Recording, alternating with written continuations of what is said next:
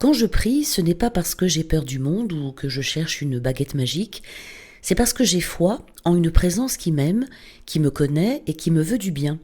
Quand je prie une prière de protection, comme le psaume 91 ou d'autres, que je vais mettre régulièrement sur la chaîne, je ne lance pas des mots en l'air. Je me place sous l'aile de quelqu'un de plus grand que moi.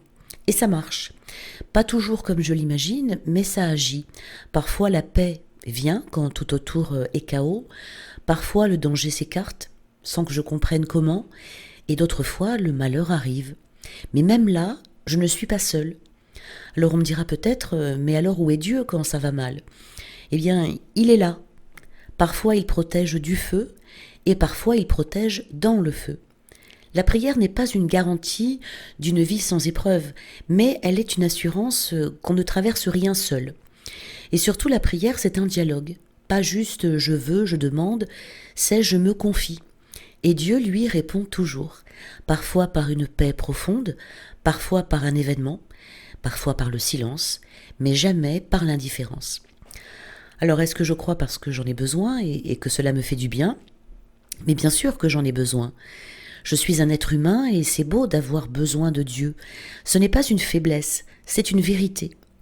Avoir foi en Dieu, ce n'est pas fuir la réalité, c'est voir au-delà, sentir une présence, une lumière, un amour plus grand que nous. Et non, ce n'est pas de la naïveté, parce que la foi n'est pas de croire aveuglément, mais de faire confiance même quand on ne comprend pas tout. Alors, je sais bien qu'à première vue, croire aveuglément et croire même si je ne comprends pas tout, pourrait sembler identique, mais il y a une différence de cœur et d'intention. Parce que croire aveuglément, c'est souvent associé à suivre sans réfléchir, ne pas se poser de questions, accepter tout ce qu'on dit sans discerner, sans chercher à comprendre. Croire aveuglément, ce genre de foi peut parfois être fragile. Car quand vient l'épreuve ou quand quelque chose ne rentre plus dans le cadre, on peut facilement perdre pied. Elle repose plus sur une soumission passive que sur une relation vivante. Alors que croire même sans tout comprendre, c'est autre chose. C'est reconnaître que Dieu est plus grand que moi, c'est se poser des questions, douter parfois, mais choisir quand même de faire confiance. C'est s'appuyer sur l'amour de Dieu, même quand ma raison ou mes émotions ne trouvent pas d'explication. C'est une foi lucide, qui sait qu'elle ne sait pas tout, mais qui avance quand même. Pas les yeux fermés, mais les yeux ouverts sur un mystère. Donc la nuance est importante. Croire aveuglément, c'est comme marcher dans le noir en refusant d'allumer une lampe. Et croire même sans tout comprendre, c'est marcher dans la brume avec une main tendue vers celui qu'on aime, même si on ne voit pas très loin. C'est cette foi-là que nous devons avoir, une foi consciente, qui ose poser des questions, qui veut comprendre, qui cherche, mais qui choisit aussi de faire confiance. Et c'est là que la foi devient vivante et mûre. Pourquoi prier si Dieu fait ce qu'il veut ? De toute façon, on me dit que la prière donc ne marche pas toujours. Eh bien, la prière n'est pas une garantie de bonheur immédiat ou de santé parfaite, par exemple. Ce n'est pas, encore une fois, une formule magique.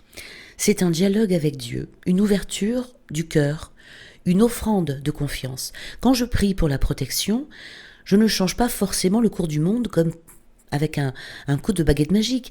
Je me place sous la protection de celui qui peut me fortifier, me guider, m'accompagner, me relever, me consoler. Il y a bien sûr la prière collective. Alors ça, c'est autre chose et je trouve qu'elle est extraordinairement puissante. Et il y a une vraie force qui peut se dégager de l'unité des croyants. En fait, on le voit bien dans la Bible, dans Matthieu au chapitre 18, là où 2 ou 3 sont réunis en mon nom, je suis au milieu d'eux. Et ce verset suggère que la prière en groupe ou en communion n'est pas seulement bénéfique pour ceux qui prient, mais elle a une dimension spirituelle et communautaire profonde, car elle attire la présence de Dieu. Et cette prière collective peut être puissante parce qu'il y a d'abord une unité des cœurs. Lorsque plusieurs personnes prient ensemble, il y a une union de pensée, de voix et d'intention. Cela renforce la foi et amplifie les demandes adressées à Dieu. C'est comme une onde qui se propage à travers les prières. Les croyants se soutiennent mutuellement, renforcent leur foi et cela crée une dynamique spirituelle de solidarité. Et puis il y a cet effet de la foi collective. Jésus a parlé de la foi en termes de puissance. et la foi de chacun se mêle pour former une plus grande foi collective. C'est cette foi commune qui peut véritablement déplacer des montagnes, comme il est dit dans l'évangile de Matthieu au chapitre 17. Il y a aussi l'intercession. Quand je prie pour les autres, par exemple, j'entre dans un rôle d'intercesseur, c'est-à-dire que je me mets à la place des autres et je demande à Dieu de leur venir en aide. La prière d'intercession, où un groupe prie pour la paix, la guérison ou la réconciliation, par exemple, est donc une action de foi puissante qui rejoint non seulement la volonté divine, mais aussi les désirs de plusieurs âmes ensemble. C'est ce que saint Paul appelle porter les fardeaux les uns des autres dans les Galates au chapitre 6. La prière peut changer des événements. Alors oui, je crois sincèrement que la prière collective peut avoir un impact sur les événements. Mais ce n'est pas nécessairement par le changement direct des événements, comme si nous manipulions la réalité à notre guise, mais plutôt par un changement intérieur dans le cœur des individus, des communautés, ou même dans le monde. Dieu peut répondre à la prière collective en adoucissant les cœurs, en ouvrant des portes, en amenant des changements invisibles qui, avec le temps, transforment les situations extérieures. Mais je dois aussi préciser, en toute transparence, que ce n'est pas une garantie que toutes les prières changent les événements exactement comme on le souhaiterait. La prière collective est puissante, mais la réponse de Dieu dépend aussi de son plan parfait et de sa sagesse infinie. C'est là où parfois la foi devient un acte de confiance, même quand les réponses ne sont pas immédiates ou visibles.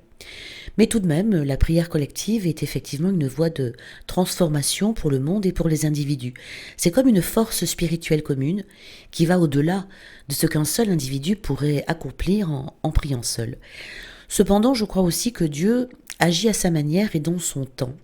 Il peut tout, bien sûr, il n'y a rien d'impossible pour lui, mais la manière dont il répond à la prière collective est souvent mystérieuse et parfois différente de nos attentes. Et c'est là que réside la beauté du dialogue avec Dieu. Il nous écoute, nous répond, mais toujours dans le cadre de sa sagesse infinie. La prière collective, c'est une façon de s'unir dans cette recherche de Dieu et dans cette foi en ses promesses. Et oui, des miracles peuvent se produire à travers la prière collective ou même individuelle. Un miracle dans ce sens peut être un événement où la puissance de Dieu se manifeste de manière inattendue et de manière qui défie les lois naturelles. La prière est un moyen par lequel Dieu peut agir dans le monde de manière surnaturelle parfois pour répondre à un besoin urgent ou pour accomplir des choses qui dépassent notre compréhension humaine. Alors les miracles en réponse à la prière, comment cela se produit ? Eh bien, la prière est un moyen d'expression de la foi. Par elle, nous reconnaissons que Dieu est tout-puissant, que nous sommes dépendants de lui et que lui seul peut agir selon sa volonté. Le miracle n'est pas une récompense automatique de la prière, mais une manifestation de la volonté de Dieu qui choisit de répondre selon son plan divin. Parfois, il se peut donc que la réponse à la prière soit un miracle physique, comme une guérison instantanée ou un changement profond dans une situation qui semble d'un coup miraculeux. Mais dans d'autres cas, la réponse peut être une paix intérieure, une force nouvelle pour supporter l'épreuve ou un changement dans notre perspective. Ce que nous devons retenir, c'est que Dieu n'agit pas comme un automate, mais avec sagesse et selon un plan divin. Ce n'est pas parce qu'on prie pour une chose que Dieu doit nécessairement répondre comme on l'attend. Cependant, la prière, unie à la foi, a une puissance que rien ni personne ne peut briser. Dieu ne veut pas notre souffrance, il permet parfois qu'elle arrive, non pas par cruauté, mais parce qu'il a placé l'homme dans un monde libre, et que cette liberté implique le désordre, les conséquences, parfois la douleur. Mais voilà le miracle, même dans ce désordre, Dieu peut faire naître du sens. Il n'envoie pas la maladie, mais il peut accompagner dans la maladie, en délivrer ou nous transformer. Le libre arbitre, nous l'exerçons chaque jour, dans notre façon de croire, de pardonner, d'aimer, de continuer à prier, même quand c'est dur. Et son plan pour nous, ce n'est pas une ligne rigide, c'est un amour fidèle qui trace un chemin de lumière, même dans la vallée de l'ombre. Il faut continuer à prier, parce que prier, déjà ce n'est pas commander à Dieu, c'est marcher avec lui. C'est lui dire « Je suis là, j'ai besoin de toi, je te fais confiance, même quand je ne comprends pas ». Et cette confiance, elle change tout. Pas toujours les événements, mais toujours le cœur en tous les cas. Ce que l'on vit, ce que l'on ressent, ce sont les mouvements d'un cœur qui cherche Dieu, non pas en surface, mais en profondeur. Il y a des jours où le silence de Dieu semble plus grand que sa voix. On prie, on frappe, on demande, et parfois rien ne se passe comme on l'espérait, alors on doute. Pas toujours de Dieu, mais de nous, de notre foi, de la prière elle-même. Et pourtant, Jésus l'a dit dans Matthieu au chapitre 7, « Frappez et l'on vous ouvrira, demandez et vous recevrez. » Mais il n'a pas précisé quand, comment, quoi. Parce que la prière n'est pas un distributeur de grâce, encore une fois, c'est une relation de confiance dans laquelle le silence de Dieu est parfois l'espace laissé à notre liberté, à notre foi, à notre croissance. Par exemple, il y a le cas de Jésus à Gethsémani, juste avant qu'il se fasse arrêter, il savait ce qu'il attendait, son procès, sa crucifixion. Il a prié avec larmes, avec sueur de sang, et comme le dit Luc dans son évangile au chapitre 22, Jésus donc va s'éloigner pour prier, et il va dire, « Père, s'il est possible, que cette coupe s'éloigne de moi, toutefois non pas ma volonté, mais la tienne. » Donc même Jésus n'a pas été exaucé comme il le demandait, mais il a été consolé, fortifié, accompagné. Jésus n'a pas demandé à Dieu, donc, éloigne-moi de cette souffrance. Il a dit, s'il est possible, éloigne-moi de cette coupe, toutefois selon ta volonté et non selon la mienne. C'est cela la prière véritable, non pas un contrat de garantie contre le malheur, mais une offrande de confiance.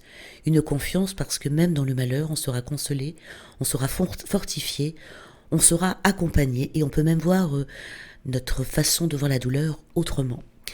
Dieu ne programme pas notre vie comme une pièce de théâtre écrite à l'avance. Il nous propose un chemin avec des étapes qu'il connaît, mais que je suis libre d'emprunter ou de ne pas emprunter. Et parfois, les croix font partie du chemin. Mais ce plan est toujours fait d'amour, de vie, de lumière, même s'il passe par la nuit. La prière n'est pas une garantie de facilité, mais un lien d'amour vivant avec Dieu. Elle ne supprime pas toujours l'épreuve, mais elle ouvre le cœur à la présence de Dieu dans l'épreuve. C'est cela à croire, continuer à prier, même quand on n'a pas toutes les réponses, parce que je sais à qui je m'adresse. Et je garde souvent une phrase dans mon cœur, c'est « Dieu ne nous promet pas d'éviter la tempête, mais d'être dans la barque avec nous pendant qu'elle gronde. » Pour moi, c'est ça, la prière. Je crois en Dieu, non pas parce que c'est plus simple de croire, mais parce qu'au fond de moi, une voix douce me murmure que je ne suis pas seule. Cette voix ne m'impose rien, elle attend, elle espère, elle aime. Dieu ne promet pas que tout ira bien, il promet que lui sera là, même dans les tempêtes. Par exemple, quand Lazare est mort, Jésus a pleuré. Il connaissait pourtant la fin de l'histoire, il savait qu'il allait le faire ressusciter. Ça veut dire que l'amour ne fuit pas la douleur. Il l'embrasse pour la transfigurer. Et le libre arbitre, c'est le choix de répondre à l'amour ou de s'en détourner. Dieu a confié à l'humanité une liberté terrible et belle, celle de faire le bien ou le mal. Mais même dans nos erreurs, il reste proche. Et parfois, ce que nous appelons non-exaucement, il ne m'a pas exaucé, en fait, c'est Dieu qui murmure « Attends, j'ai mieux ». Alors oui, je continue à prier, pas pour fuir la réalité, mais pour y inviter Dieu. Pas pour tout comprendre, mais pour traverser avec lui. Car la prière change rarement le monde autour de moi en un éclair, mais elle me change moi, elle vous change vous, elle nous change, et ça c'est déjà pour moi un miracle.